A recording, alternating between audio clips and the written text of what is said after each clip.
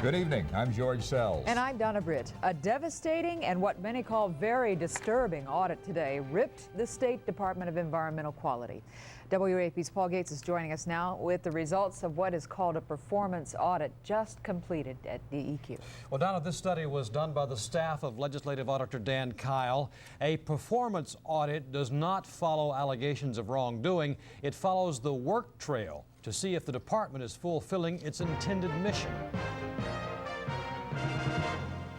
The auditor's report looked at 4 areas of enforcement and regulation: air, water, and hazardous and solid waste. We found them falling very short in meeting their responsibility to the citizens of the state. Here are some findings from the audit. DEQ did not enforce 31% of water inspection violations, 38% of water monitoring violations, and 25% of air monitoring violations. DEQ cannot easily provide reliable information on who it regulates. 1/4 of self-monitoring reports for air and water have never been submitted or can't be found by DEQ. Some $15 million in fees and penalties have not been collected. 69% of major water facilities and 55% of hazardous waste units are operating under expired permits.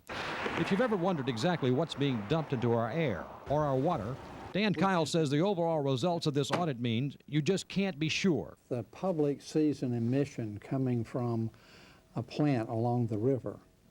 They have little assurance that DEQ knows what that emission is.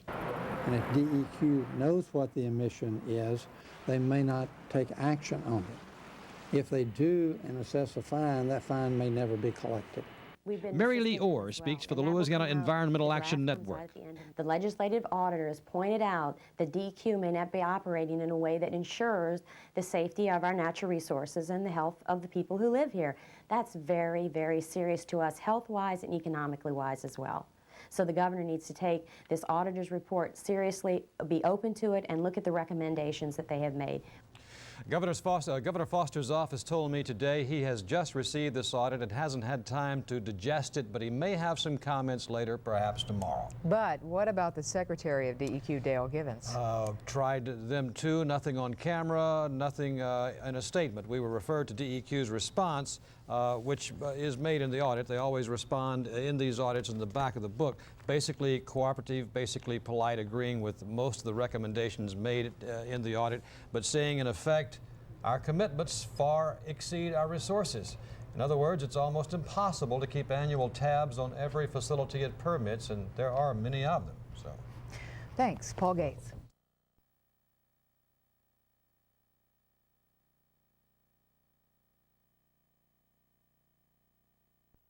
And the legislative auditor calls DEQ's environmental protection a smokescreen. Live from the capital city, this is WBRZ News 2 Louisiana. Good evening, everyone. Thank you for joining us. I'm George Ryan. And I'm Andrea Clessy. It was report card day for the Department of Environmental Quality, and the marks are miserable. A laundry list of wrongdoings released by the legislative auditor Dan Kyle. In the report, Kyle's questions the DEQ's performance in protecting you and in protecting the environment. Here are some of the major findings of the audit. Many regulated facilities around the state are operating under expired permits. Those include water, hazardous waste, and solid waste facilities. Also, the agency's billing and collection procedures are insufficient. DEQ has more than $16 million in outstanding fees and fines. And the audit says it's hard to find public documents at the agency, and employees aren't very responsive to the public. We have 2 reports on today's audit, starting with News 2's Catherine Mosley. It's DEQ's responsibility to protect the residents and environmental resources by monitoring the air, water, and waste facilities across the state. They're very lacking in what they get done. According to the audit, the agency isn't doing what it's supposed to do, from issuing permits to monitoring the environment. The public has every reason to be concerned. The audit states that DEQ couldn't provide reliable information on who it regulates. In fact, investigators found major files were either missing or filed in the wrong places. There are an alarming number of facilities that are operating with expired permits. 73% of the state's solid waste facilities, 69% of major water facilities, 56% of hazardous waste units, and 34% of minor waste facilities are included. It's been more than 10 years since those permits were updated. The permit defines the standards by which they will be monitored. So we're monitoring by standards that are 10 years old.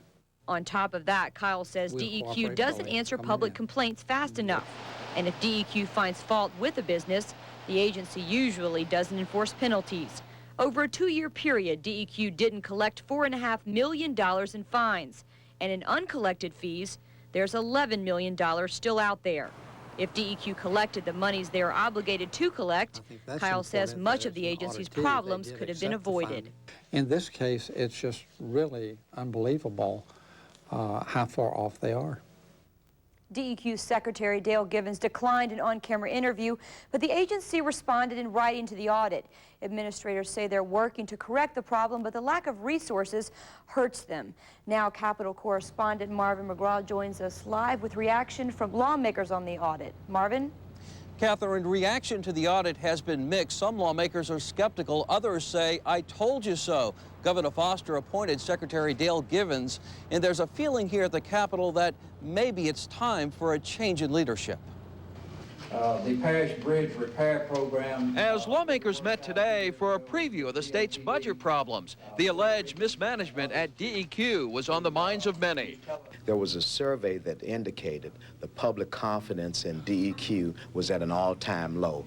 This bolsters that argument. A longtime critic, Senator Kip Holding, claims the audit chronicles problems which have been evident at the agency for years. And now it's time for somebody to take a critical look at this department, begin to clean it up, restore the public confidence, or else shut it down. You could see that Holden believes Secretary Dale Givens should step down. DEQ is one of the largest agencies in state government, with over 1,000 employees and a $116 million budget. What we have to do is look at the response back from DEQ about... At least one member of the Senate committee that oversees the agency claims the audit has to be taken in perspective. There was a statement in that report that $11 million had not been collected in fines. That's $11 million out of $690 million.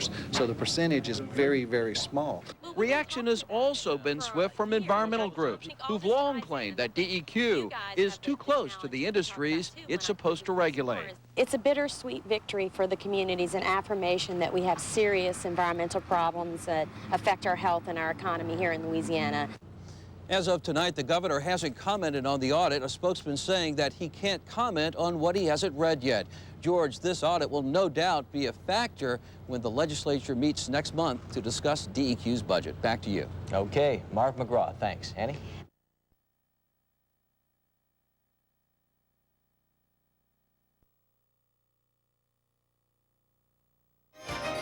This is Louisiana's news leader.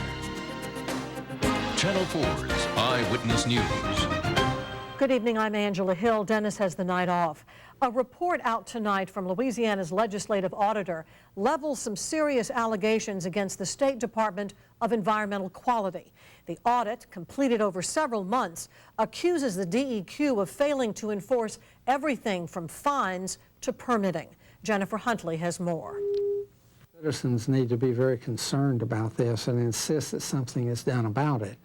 The report is about 60 pages long, a scathing review of the Louisiana Department of Environmental Quality, showcasing mismanagement of documents and the failure to enforce penalties against many of the state's most hazardous facilities, released today by the Legislative Auditor's Office. We looked at 4 things here.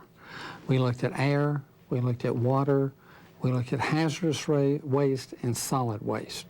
Just some of the violations they found, the DEQ did not take any action on 31% of inspection violations of water, 38% of water monitoring violations, and 25% of air monitoring violations. Also in the report, of the $6 million in penalties assessed by the DEQ from 1999 to 2001, $4.5 million hasn't been collected, and nearly $11 million in operating fees is uncollected. Another finding, 18% of solid waste facilities ordered by the DEQ to close are still operating, while 54% of those facilities ordered to upgrade their handling of waste have not complied. And there's more. I think the most shocking thing for me was that their records were so bad that they could not even tell us who they were monitoring.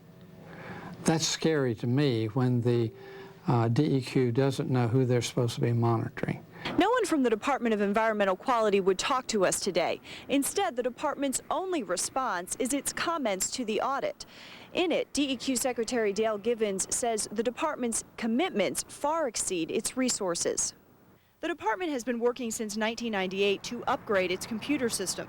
In his written response, Givens writes, "Despite all our efforts in streamlining and standardizing, it is next to impossible for the Louisiana DEQ to meet this commitment." He goes on to say that re-engineering and integrating data was a step taken to augment resources so that they would be more in line with their commitments. He says, "We have accomplished quite a bit since 1998, yet we fully understand that there is still much to do." A sentiment echoed today by Louisiana's environmental groups, many of whom spearheaded the need for an audit in the first place. It is frightening. It's a legacy of abuse that we're going to give to our children, and they will inherit if we do not take aggressive and swift action to make sure that the next decade or so in our history is different. As for what happens now, the report has been passed on to several state lawmakers and the Federal Environmental Protection Agency. Kyle says it's now up to them to follow up on his audit and find some way to police an agency that's main purpose is to protect the public. Jennifer Huntley, Channel 4 Eyewitness News. We tried to reach the Environmental Protection Agency for a response to the audit today, but no one returned our calls for comment.